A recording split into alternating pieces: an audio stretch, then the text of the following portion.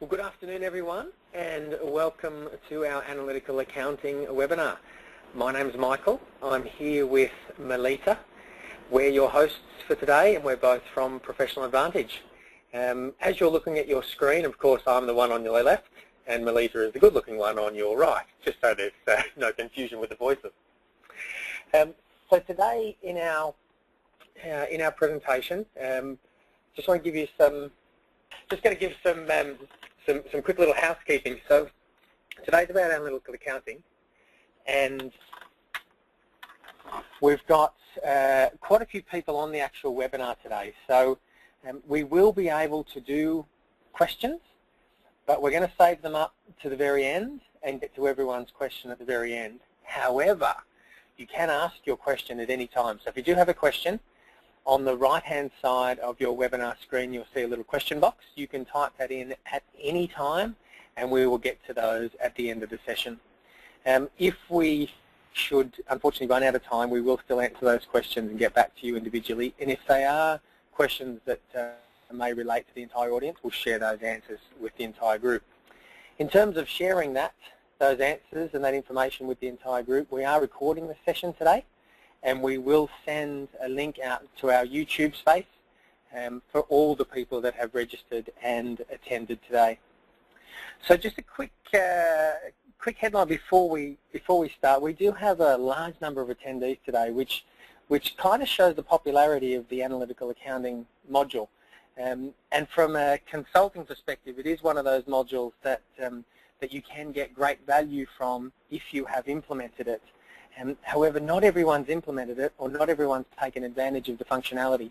So we're going to go real short on slides today and real nice on presentation. Melita's looking at me and smiling lovely. So I'm going to hand over now to Melita, who's going to take us through the presentation. We do have a special offer at the end of the presentation, so make sure you stay tuned to the very end to take advantage of that. And as I said, we will be able to answer your questions at the end as well. So I'll hand you over now to Melita, who's going to take us through the presentation.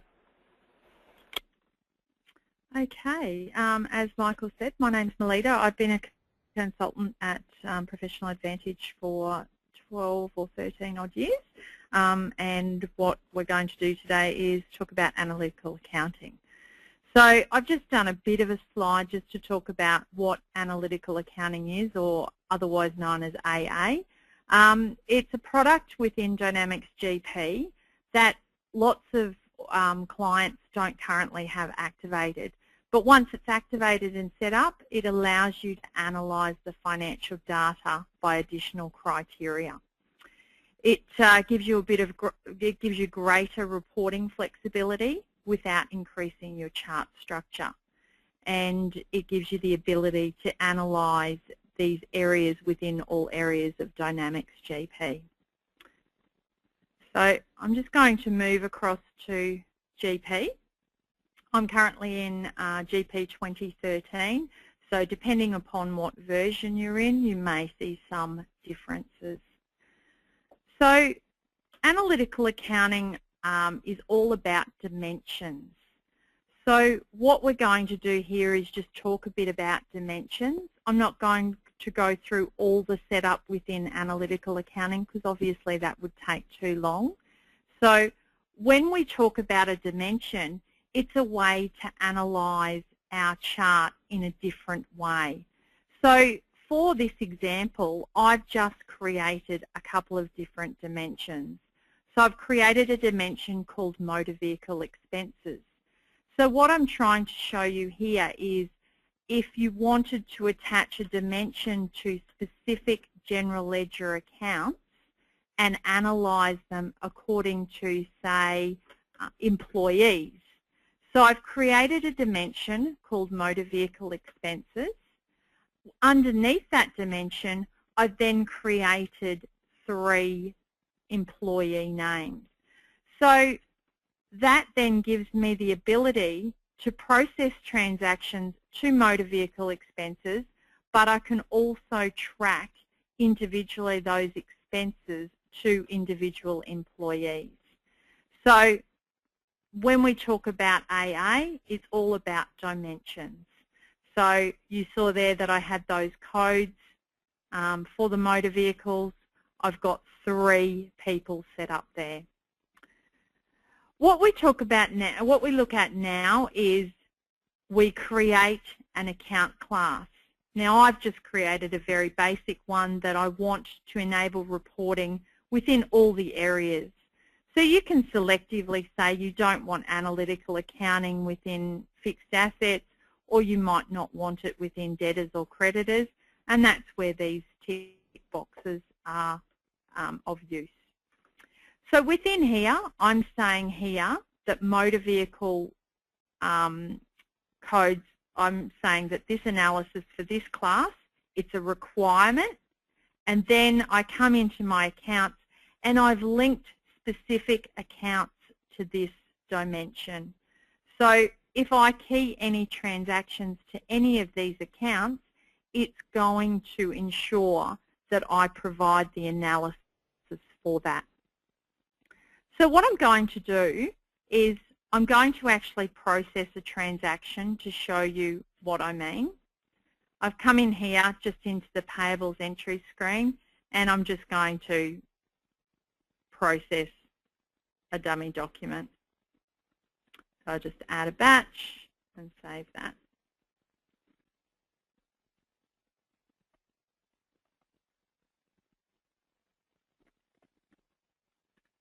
And we'll process that for $1,000. Okay, when we come into our distributions here, what I'm going to do is use one of those distribution accounts that I had set up, one of those motor vehicle accounts. Notice when I tab off, it is now giving me the analysis for me to apply that $1,000 to. So in the bottom half of the screen, it's telling me that if I put a code against this $1,000, that $1,000 is not only going to that account 100612000, it's also going to go to the dimension of motor vehicles with the code of J weight. Now I can change that a bit, and I could assign maybe 50% of that to J weight, and then I could assign another 50% on a second line, sorry, 50%, that might work, on a second line to Stephen Fuller. So what happens there is I've then assigned that $1,000 across multiple dimension codes. So I just click OK.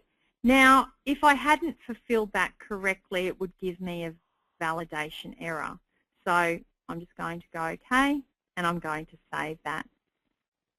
So there's a couple of things within that we can do. So I'm just going to process another document just to show you the error that I was talking about and split that a bit differently.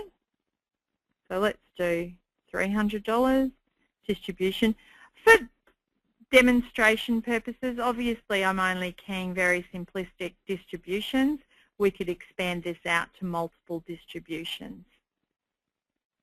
So if I don't distribute this to my analysis codes, when I click OK, it's telling me that AA errors have been found. Do you want to save with errors?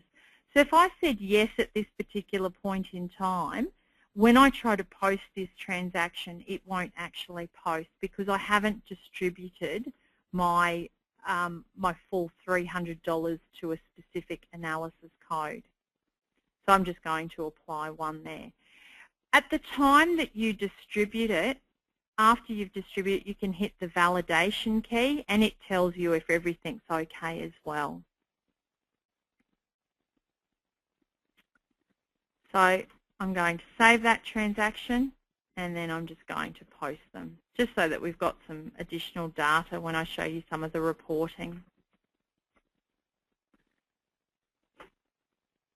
Okay, so there's a AA transaction entry posting report that also prints out that tells you the distribution that you've applied to those specific transactions as well.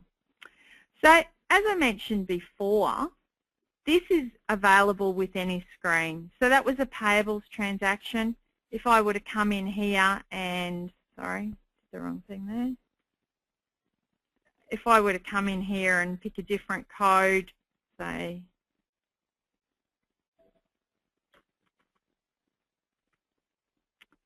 I see the same screen that I've just seen in accounts payable.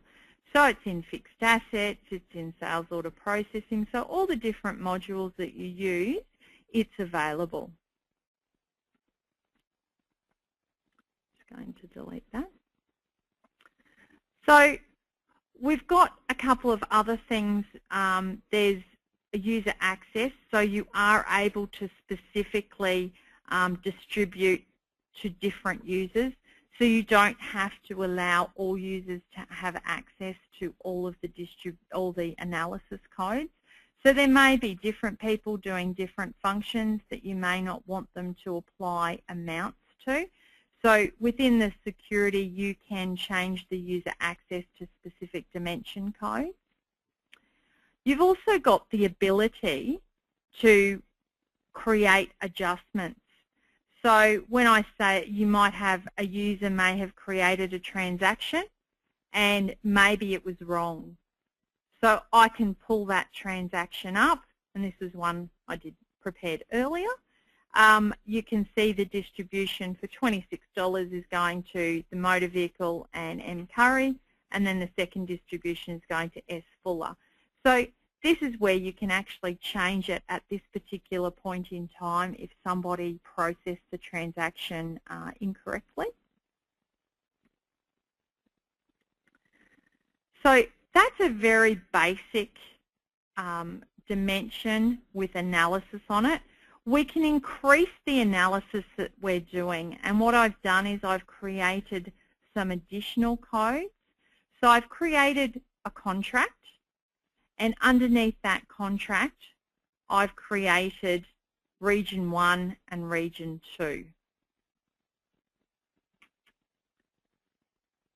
So then under regions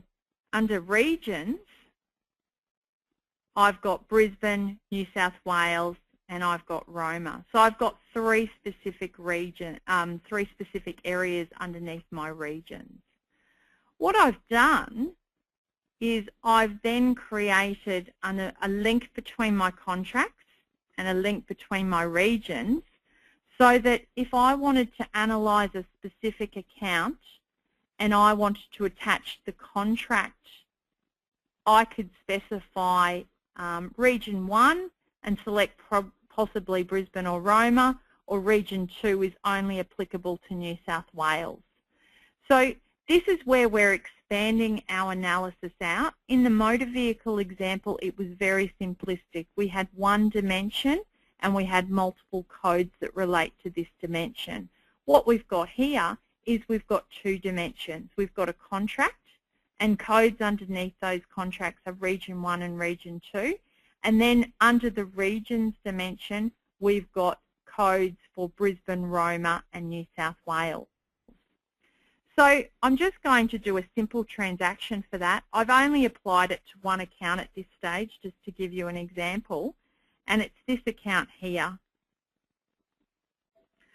So when I process a dollar value against that, we've then got the ability to split it against a contract. So if I select the contract called region 1, I can then select a region. If I try to select New South Wales, it's not going to let me, because remember I attached region 1 to Brisbane and Roma, and region 2 I attached to New South Wales. So that's why we get that warning there. So I can attach that dollar value to a specific contract underneath a specific region. So what I'm trying to illustrate there is the ability to have multiple dimensions for reporting purposes. So you can have it quite simplistically, like I've set up for motor vehicles, or you can expand it and have multiple dimensions that have relationships to each other.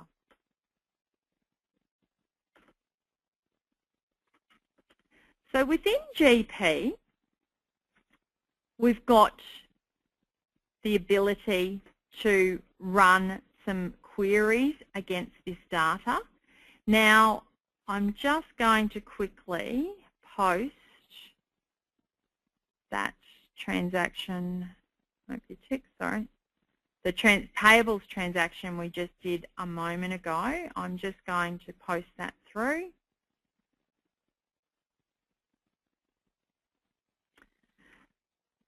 And I'm going to show you a query that I've already set up. So I've created a query called motor vehicle, and I'm going to specify what period I want this report for.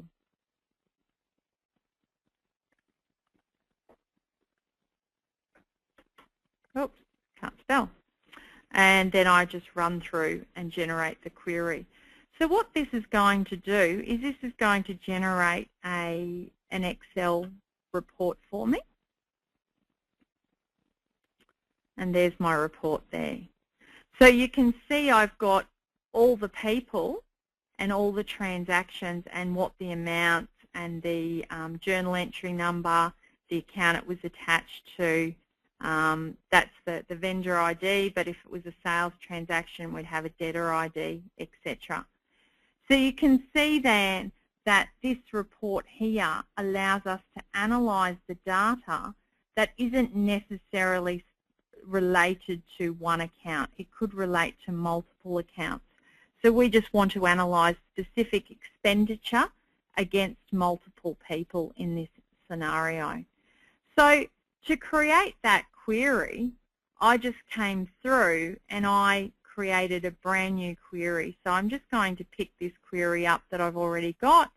And I simply, if you're familiar with smart lists and things like that, you're familiar with this screen here where we're adding columns in and making selections.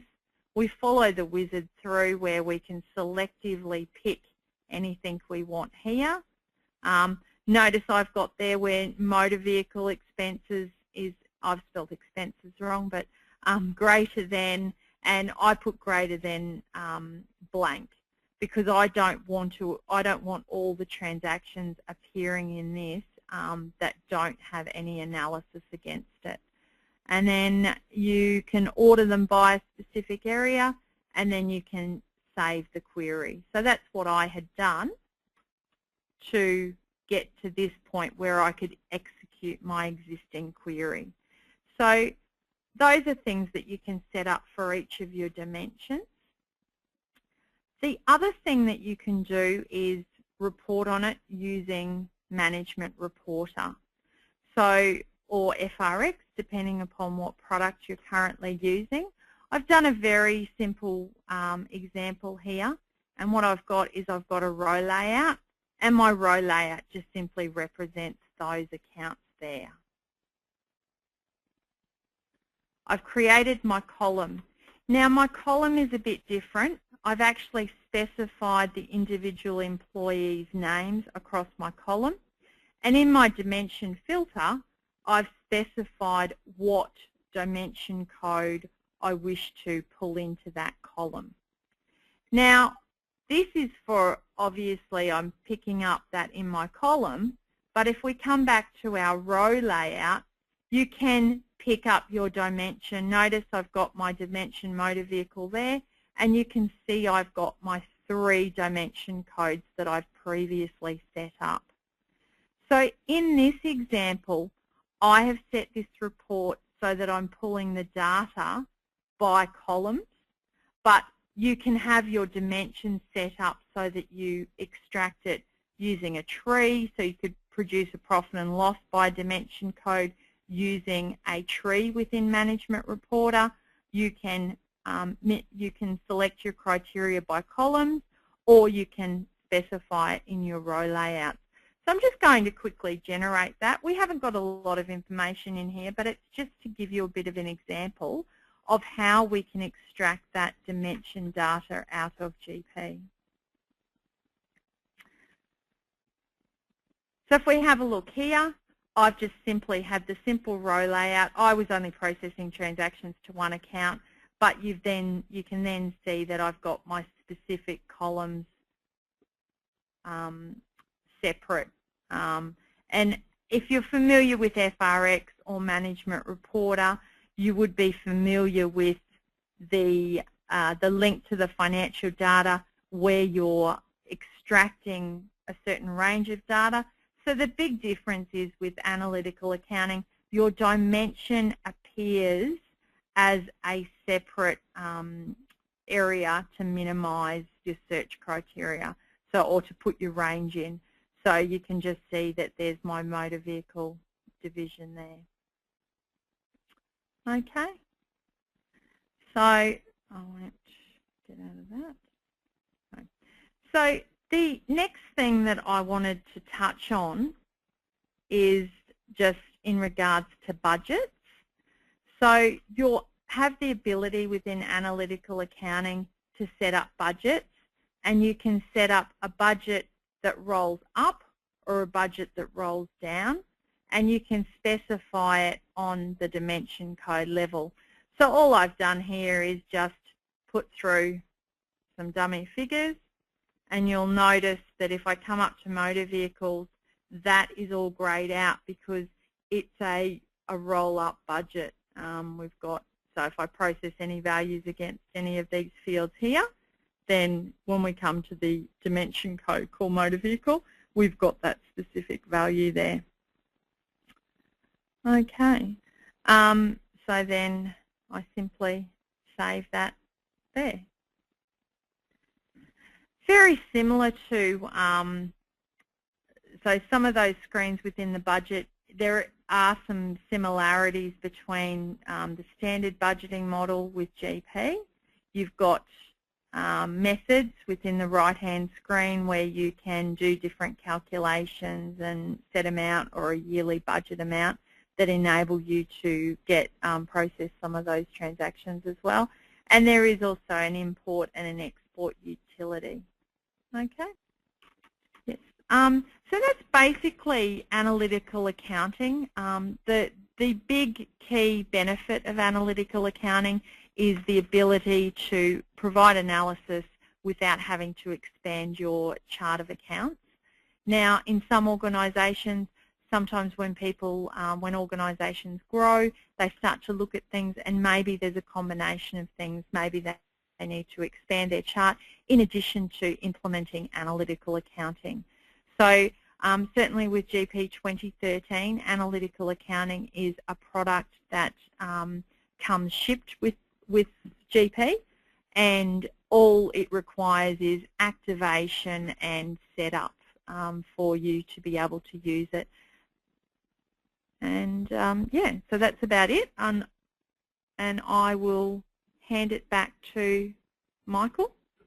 Well, thank you very much, Melita. Now, just a reminder, don't forget, please put your questions into the question section into the webinar there. I can see we've got some questions that have come through already, which is great. So before we get to questions and answers, I will reference, although the slide did say Q&A first, I will just reference that special offer because I want to make sure no one misses out on that. So what we want to do, just for the people that have attended today and registered their interest in analytical accounting, we want to do an AA discovery session, so an analytical accounting discovery session. We're going to do it as a free session, so it is a free offer just for this particular event. And it's a consulting-led exercise. It's a maximum of 1 hour, and it can be done remotely. And the idea is for us to get together with you or connect with you to discuss how what Melita has shown and talked through today could work for your organisation. And the other reference there is just to double check your licensing, because it is a little different depending on the license model that you have, and obviously we know that people in attendance today are on different versions of GP, which is fine, but also on different licensing models. So we will do all that as part of the discussion for you and see how we can get you to take advantage of the analytical accounting module that you've seen today. So that's our free offer. As part of the wrap-up of today's session, when you end out of the session, you will get a pop-up from the webinar, which will be a couple of questions, a couple of survey-style questions, and one of those questions will be whether or not you'd like to take advantage of this free offer. So you can just answer yes to that as you exit the webinar. So what we will do is hit some questions that have come through.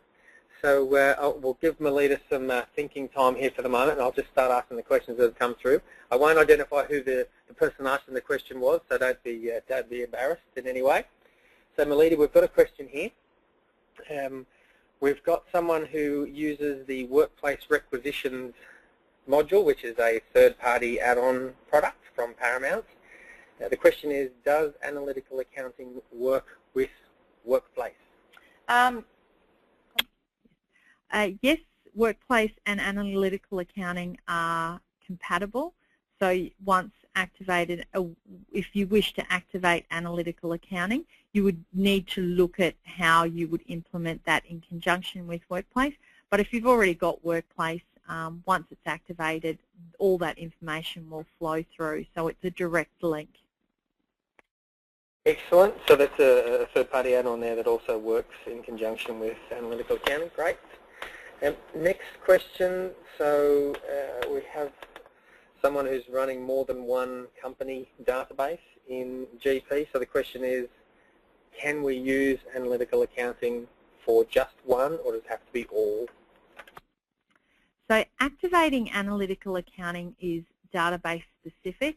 So once you've activated in one company, you don't necessarily have to activate it in all companies. So you may have one company that might just be a holding company, or it may have minimal transactions, or it may just be a completely different business unit that you don't require analysis on. So the idea would be you'd activate it in the relevant companies or databases that you require analysis and not activate it in the others. Excellent. Okay, we've got some more questions coming through. I'm going to paraphrase this one ever so slightly, but I'm not changing the actual question itself. So when can you change the distribution in analytical accounting? Is it before posting, or can it be done after posting?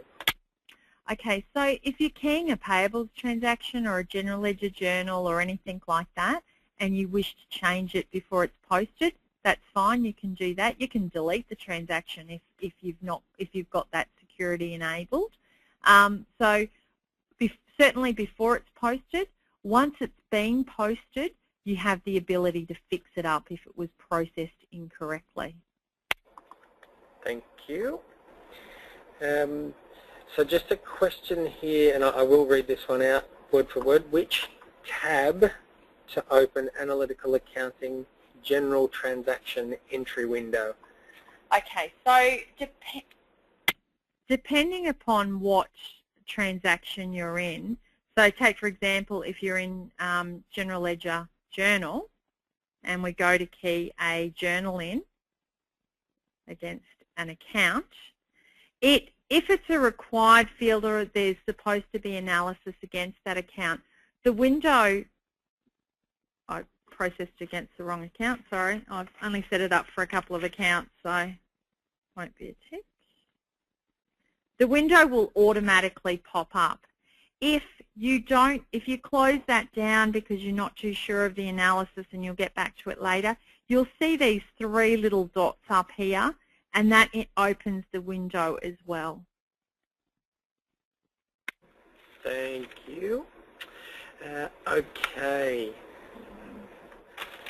Will analytical accounting run with GP 2010, so GP version 2010? Analytical accounting is available for GP 2010, but you would need to consult your account manager as to whether you've got the licensing for that or not. So it's certainly a product that can be installed and activated, but you'd need to speak to your account manager.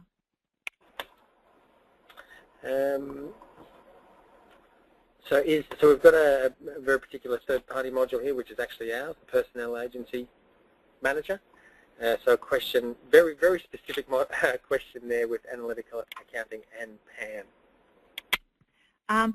So PAM doesn't currently have any exposure to analytical accounting, but certainly if that's something that you require, we could have that discussion. So I think the best thing to do would be to engage with your account manager, and they could follow that up.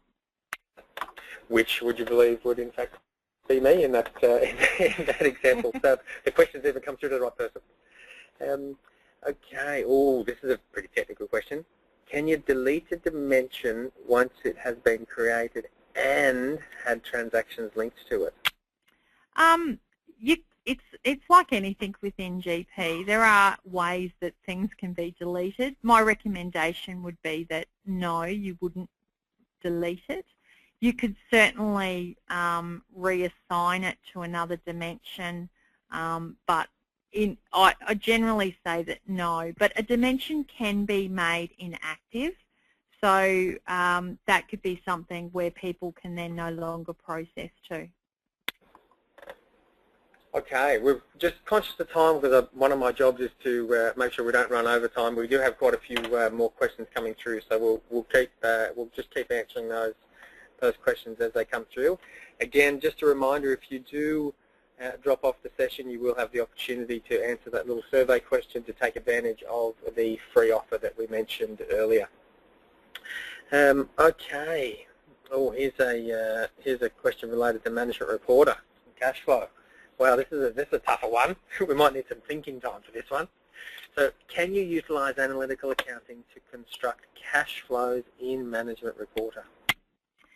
You can certainly attach analysis to your general ledger code. So how you need to have a look at your cash flow report and what you need to achieve out of it. But I see no reason why you couldn't get a cash flow out of that. To my knowledge, we've not actually done that for anybody, but I'm not too sure. It's certainly something that we could investigate, and I can't see why it would be a problem.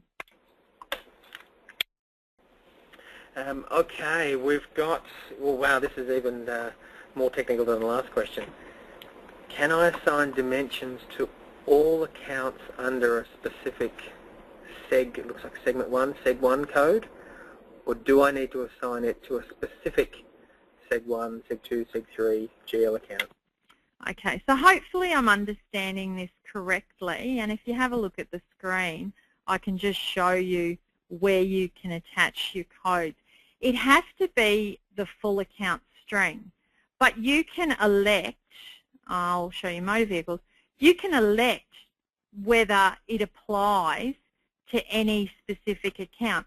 So if you just wanted to make it applicable to a specific segment, then that's where you would just tick the accounts that relate to that specific segment. So I hope that makes sense. Yes, so I think the answer was a definite yes to the question, and it's just a matter of how you go about performing that. Okay, excellent. All right, if analytical accounting is turned on, does it mean that every transaction posted in GP has to be assigned to a project or an AA code? No. Effectively what we're doing here is we link accounts to our dimensions. So you can see in my example here, I've linked all these accounts to the motor vehicle dimension.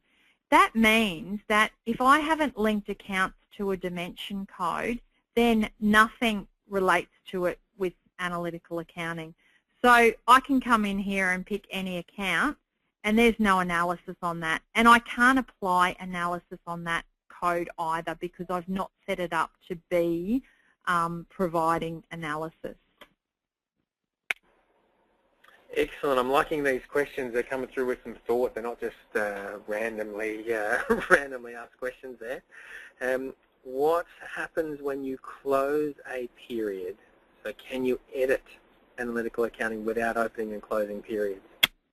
Analytical accounting has a year-end rollover process too, so you can consolidate a bit like your general ledger. Now, when you close a period, you're following the same rules as the standard general ledger process. So I would preface that with I probably need to, I've not had to process anything going back a few years, so I think we'd need to actually test that and confirm that before I could commit to my answer. Okay, so what we'll do just on that one, because I think it's a good question, we might just include that in a response in the general email that we send out with the content of this session, because that's a good question. Okay, we've got just one more question here as well come through. So can analytical accounting produce statistical outputs like non-financial things? So if you've created unit accounts, you can attach your unit accounts within your setup attached to your dimension. So for this here, I've only set up posting accounts, but unit accounts are displayed in here as well. So you can see there you've got a show all, balance sheet, profit and loss or unit. I actually haven't got any unit accounts set up, but yes, you can. Excellent, excellent. All right, we've got that. Well, actually, that is the last of the questions that have come through via the webinar. So we might just pause for a couple of moments, and if anyone does have any other questions, you can send them through as part of the webinar. Just while you're doing that, or while you're thinking up your next tough question for Melita, just a reminder that we do have that free offer of a consulting-led engagement to check to see how analytical accounting could work for your organisation based on what you've seen today. We've had a number of people join the session today, which is great, and certainly some good interest there, and some good questions coming through that are very specific to obviously your organisation or your organisation's needs. So we can run through those one-on-one as well if that's something you'd like to take advantage of. So don't forget to select yes on this survey as you exit the webinar.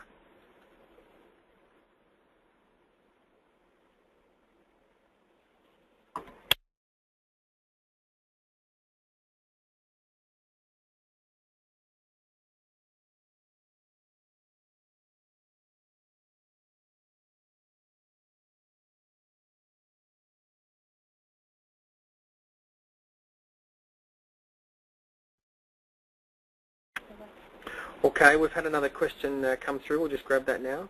Does the budget needs analytical accounting attached as well? So the way the budget works is the budget is set on the dimension level. So if we come and have a look here. So you're setting the budget at the dimension code, or you can set it at the bottom level as well. So in this example here, if you don't, some organisations don't require the budgeting against analytical accounting, and some people do. So with regards to the budget, you can set it against all your dimension codes, or alternatively you don't need to. So this budget has no relevance to your standard GP budget that you're reporting on. So this is completely outside the standard GP. Okay, excellent. We might have just had a question come through specifically about what you asked me. So I just asked the question. So, what does budget roll down or up mean? So budget roll up is where we're putting values in against the codes, and that rolls up. So when you've got roll down, you've then got the ability to roll it down.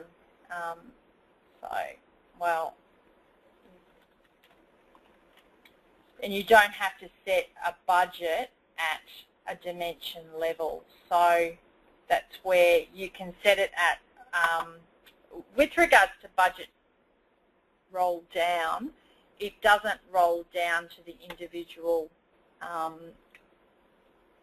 dimension codes, but when you've got roll up, it rolls up. So I'd have to probably, we'll take that offline and probably answer that a bit better in a forward email. Okay, yep, we can do that. Do that separately. All right, look, we might just wrap up then with this last question before we finish off.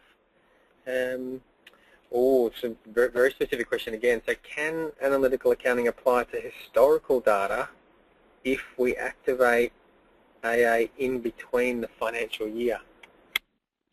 What you'd probably look at doing is possibly doing some adjustments if that was the case. So you can't retrospectively go and attach those analysis to the exact transaction, but we'd have to have a look at, you know, if you wanted to go back historically and attach those, you'd probably have to do some adjustments. So the AA code is associated to a posted transaction. So if it's already posted, then you can't, as Melissa said, retrospectively go back and attach. All right. Look, we might just finish up there. We've had a lot of content that Melita's taken us through, which is great. We've had some really good questions come in as well, which were obviously specific to people's thoughts or company scenarios. A reminder that we do have the free offer that will pop up for you as you exit out of the webinar. Thank you very much for your attendance today. I'm sure you've seen something that was worth taking an hour out of your day to attend, and we look forward to seeing you on our next session. Thanks, everyone.